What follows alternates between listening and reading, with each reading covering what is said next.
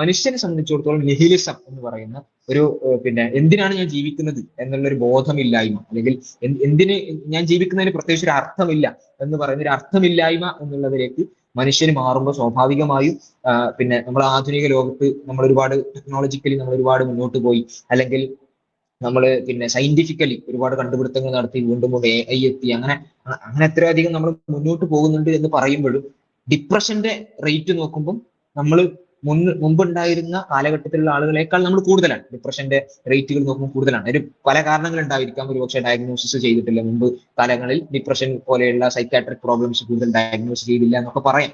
പക്ഷെ എങ്കിൽ പോലും ഡിപ്രഷൻ എന്നുള്ളത് ഒരു കോമൺ സിംറ്റമായി പിന്നെ കുറെ ആളുകളിലേക്ക് മാറുന്നു എന്നുള്ളത് കാണാൻ പറ്റും. സൂയിസൈഡൽ ടെൻഡൻസി വലിയ രീതിയിൽ കൂടിക്കൊണ്ടിരിക്കുന്ന സാഹചര്യമാണ്. ഒരുപാട് ഫെമിൻസ്, അതായത് പിന്നെ എന്താണ് ഈ എന്താ ദാരിദ്ര്യം, അതുപോലെ തന്നെ പിന്നെ അങ്ങനെയുള്ള ഒരുപാട് കെടുതികൾ ഉണ്ടായിരുന്ന കാലഘട്ടങ്ങളിലൂടെ കടന്നു വന്ന മനുഷ്യനില്ലാത്ത സൂയിസൈഡൽ ടെൻഡൻസി എല്ലാ സുഖ സൗകര്യങ്ങളും ജീവിക്കുന്ന ഇന്നത്തെ കാലത്തെ മനുഷ്യൻ ഉണ്ടാകുന്നു എന്ന് പറയുമ്പോൾ അതിൽ ഒരു വൈരുദ്ധ്യമുണ്ട്. അപ്പം പിന്നെ നമ്മൾ ഈ കാണുന്ന സുഖ സൗകര്യങ്ങൾ എന്നുള്ളത് അതൊരു അൾട്ടിമേറ്റ് അല്ല. അത് മനുഷ്യന് പ്രത്യേകിച്ച് ഈ നമ്മൾ ഈ കാണുന്ന മെറ്റീരിയൽ വേൾഡിലുള്ള സുഖ സൗകര്യങ്ങൾ മനുഷ്യന് യഥാർത്ഥത്തിൽ ഒരു പിന്നെ അവനൊരു ഒരു ഗ്രാറ്റിറ്റ്യൂഡ്, സ്വയം ഒരു സംഗതി കൊടുക്കുന്നില്ല എന്നുള്ള നിലക്ക്, പ്രത്യേകിച്ച് എന്താ പറയാ, ഒരു മീനിങ് ഫുൾ, ഞാനിപ്പോ ജീവിക്കുന്നതിൽ ഒരു മീനിങ് ഫുൾനെസ് ഉണ്ട് എന്ന് അവന് തോന്നുന്നില്ല എന്നുള്ള നിലക്കേക്ക് മാറി എന്നുള്ളതാണ് ആധുനിക മനുഷ്യന്റെ ഒരു പ്രശ്നം. അതുകൊണ്ടാണ് ഈ ആസ്വാദനം എന്ന് പറയുമ്പോൾ നമ്മൾ പിന്നെ സാധാരണ ഈ ലിബറലുകളായിട്ടുള്ള ആളുകൾ പറയുന്ന പല കാര്യങ്ങൾ അതൊക്കെ മെറ്റീരിയൽ ആണ്. പലതും അവർ പറയുന്ന ഏകദേശം കാര്യങ്ങളൊക്കെ മെറ്റീരിയൽ ആസ്വാദനങ്ങളെ കുറിച്ചാണ്.